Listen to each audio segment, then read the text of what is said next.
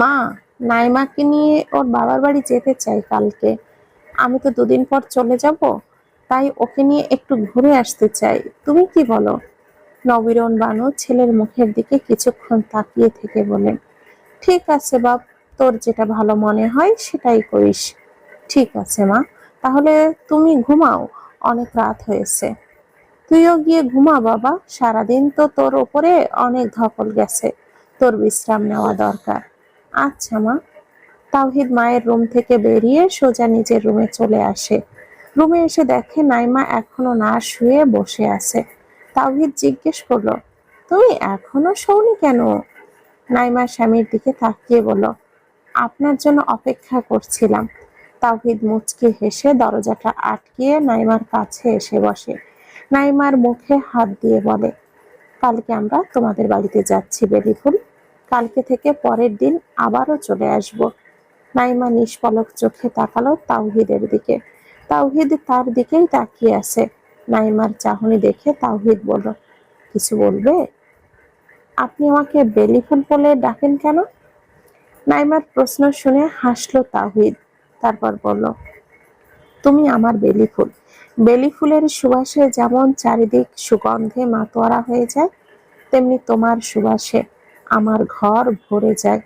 আগে আমার ঘরে কোনো ফুল ছিল না, কিন্তু এখন আমার ঘরে ফুল আছে। সে কে জানো? সে হলো তুমি, আমার বেলি ফুল, যার গন্ধে আমি পাগল হয়ে যাই। ও, ছোট্ট জবাব নাইমার। তাহিদ আবার বলল, তোমাকে যেদিন প্রথম দেখি সেই দিনই আমি তোমার প্রেমে পড়ে যাই বেলিফুল। তাই তো তোমাকে পাওয়ার জন্য মাকে নিয়ে তোমাদের বাসায় চলে যায়।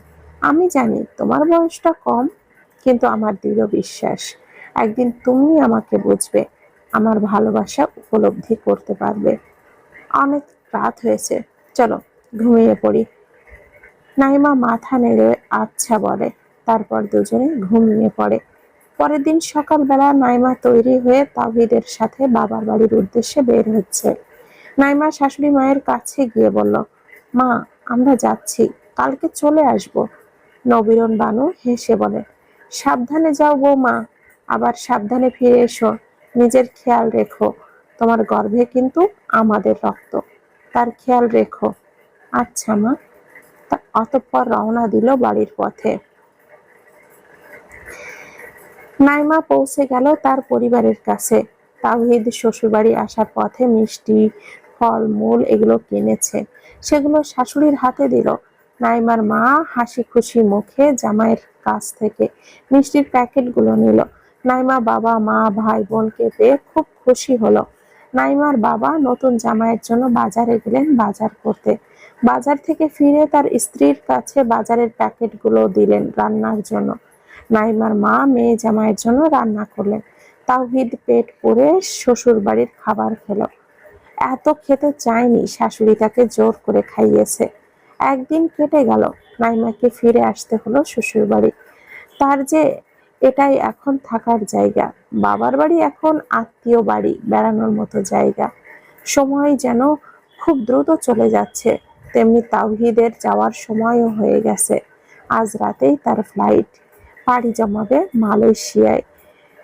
নাইমার খুব কান্না পাচ্ছে, কেমন দম বন্ধ লাগছে। তাওহিদ যাওয়ার জন্য তৈরি হচ্ছে। আয়নায় নাইমার মুখ দেখে না গুছিয়ে নাইমার কাছে আসলো। নাইমা দাঁড়িয়ে তাওহিদকে দেখছিল। তাওহিদ দুই হাত দিয়ে নাইমার মুখ ধরে বলল, বেলিফুল, তুমি কাঁদছো? তুমি কাঁদলে আমি যাব কিভাবে? প্লিজ তুমি কান্না থামাও। তোমার কান্না মাখা মুখ দেখলে আমার খুব কষ্ট হয়, বুকটা ফেটে যায়। তাওহিদের কথায় নাইমা নিজের কান্না আটকে রাখতে পারলো না। তাওহিদকে জড়িয়ে ধরে হাউমাউ করে কান্না করে দেয়। তাওহিদ পরম যত্নে তার বেলি ফুলকে আগলে নেয়। নাইমা কিছুক্ষণ কাঁদলো। তাওহিদ বলল, বেলি ফুল, আমি খুব শীঘ্রই ফিরবো। তোমাকে ছাড়া আমার মনটা ওখানে গিয়ে স্থির থাকবে? তোমাকে ছাড়া আমি কি ভালো থাকবো বলো? তুমি আমার বেলি ফুল, বেলি ফুলের সুবাসে আমার ঘর আলোকিত করবে, আমার সন্তানকে ভালো রাখবে। যে পৃথিবীতে আসছে সে আমাদের সন্তান বেলিফুল। আমার অনুপস্থিতিতে তুমি তাকে নিয়ে ভাববে, নাইমা ফুপিয়ে কেঁদেও বলল, হ্যাঁ। তাওহিদ নাইমাকে ছেড়ে তৈরি হয়ে নিল। সবার থেকে বিদায় নিয়ে পাড়ি জমালো সেই সুদূর প্রবাসে। রেখে গেল কিশোরী নাইমাকে। নাইমার চোখ দিয়ে টপ টপ করে কয়েক ফোঁটা জল গড়িয়ে পড়ে। অপেক্ষা করতে হবে তার স্বামী নামক প্রিয় মানুষটার জন্য।